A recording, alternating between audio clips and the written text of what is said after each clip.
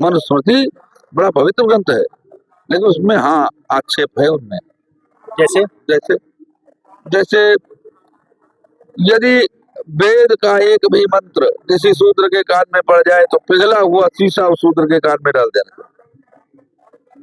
तो आप भी मान रहे हैं कि उसमें कहीं ना कहीं त्रुटियां या कुछ? अरे वो भैया, वो मनुस्मृति है, वो कोई कुरान शरीफ नहीं है कि उसमें से कुछ निकाला ना जाए। हमारे यहाँ इतने मनीषी हैं, उसको तुरंत उसका मनुस्मृति से वो श्लोक निकाल कर बाहर कर देते हैं। मेरा नाम संतोष दास खाकी है। जानना ये चाहते हैं, कानपुर की एक घटना है महाराज जी, वहाँ धोबियों का एक गांव था, उस समय अटल जी वहाँ पे गए थे, तो ब्राह्मणों ने वहाँ पे कथा कहने से ही सत्यनारायण की मना कर दिया था। तब उन्होंने कहा था अगर आप नहीं कहते हैं तो हम हिंदू धर्म छोड़ के मुस्लिम धर्म अपना लेंगे। क्या थोड़ा समय है? जी। एक बात मैं आपको बताऊं कि ब्राह्मण एक संवेदनशील वर्ण रहा है जी। एक सबसे प्रसिद्ध ग्रंथ आपके यहाँ कौन है जो बहुत प्रसिद्ध माना जाता है, जगह जगह वो गाया जाता है? रामचरितमानस। मानस। आप सुनिए, एक बार गोस्वामी तुलसीदास के सामने एक पंडित जी रहा करते थे, द्विवेदी। एक गरीब व्यक्ति जो अछूत था, वह प्रतिदिन उनसे कहता कि गुरु जी हमें कथा सुना दीजिए। तो अच्छा, तो इस बात पर राजी हुए पंडित जी कि 6 महीने तक दक्षिणा में वो उसका हाल जोतेगा पंडित जी का। और फिर भी दहली के बाहर बैठ करके सुनाया। ये आया कहाँ से? ये आया आक्रमण के बाद से। नहीं तो हमारे यहाँ तो कथा सुनाने वाले सूत जी होते हैं, हमारे यहाँ तो काक भुसुंडी का हंस को कथा सुनाते हैं, गरुड़ को कथा सुनाते हैं, कौवा सुनाता है। आप समझो पहले जी। तो सूत जी सुनाते हैं कथा 28,000 ऋषियों को। हमारे यहाँ की विलक्षण रीति नीति है। लेकिन जब विदेशियों का आक्रमण हुआ तो उन लोगों ने हमें विकृत कर दिया, छुआछूत की स्थापना कर दी। तो तुलसी बाबा ने को बड़ी ग्लानि हुई, कहा वो ये बेचारे कथा से रहित हो रहे हैं, संस्कृत में पढ़ नहीं पाते हैं ये, और हिंदी में कोई सुनाने वाला नहीं है। तो उन्होंने रामचरितमानस की रचना की, और किस भाषा में कि ग्राम में गिरा रघुनाथ जस गाँव सुना, गाँव की भाषा में। अब अंत में, सबसे अंत में उन्होंने लिखा, पाई नखे गत पतित पावन राम भज सुसठ बना, गणिका अजामील ब्याद दीद गजाद कल तारे घना, आमीर यवन किरात खस सुभचार यतिक रूप दे, कई नाम बारक दे पावन होए राम नमाम दे। मेरे कहने का तात्पर्य यह है कि ब्राह्मणों ने सदैव एकता का संदेश दिया है। जब जब समाज में विकृति आती है, दूरियां बनती है, तब जिन लोगों ने आंदोलन चलाया है, इन लोगों ने एकता स्थापित की है, क्योंकि इनका दायित्व है ब्राह्मणों से मुखमासी या ज्ञान के भंडार है। और इनका जो है अग्नि इसका आदि देवता है, बुद्धि इनका गुण है, ये क्षत्रिय जो है इनका आदि देवता वायु है, और बल इनका गुण है, और ये जो पेट है इसका आदि देवता आकाश है, और संचय और धन यह इसका गुण है। जो ये पैर है इसका आदि देवता पृथ्वी है, और कर्मण्यता और ऊर्जा ग्रहण करना यह इसका कर्तव्य है। जिस रामचरितमानस की आप बात की हैं, उस रामचरितमानस की कृतियां भी अभी फाड़ी गई कुछ दिन पहले, और उसमें एक चौपाई भी है, शूद्र गंवार ढोल पसुनारी सकल ताड़ना के अधिकारी। एक बात करूं मैं जी।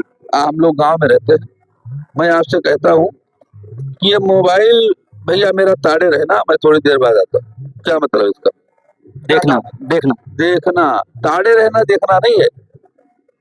हम संवेदनशीलता के साथ, गंभीरता के साथ इसको देखें, इसकी सुरक्षात्मक दृष्टि डालें इसके ऊपर, तब ताड़ना है ना। ये कहते हैं ना घर गांव में, ताड़े रहना भैया, उसको ऐसे इधर उधर न जाए है।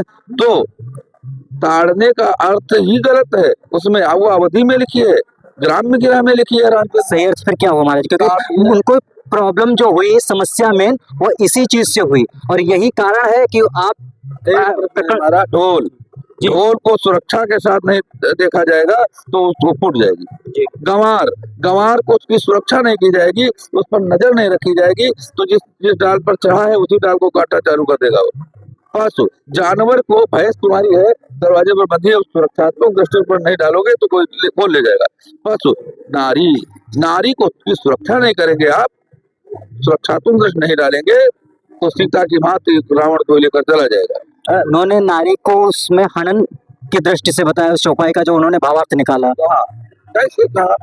आप सामान्य सा अर्थ है, आप लगा सकते हैं, मैंने बता दिया आपको जी। कि भाई ताड़ने का अर्थ क्या होता है।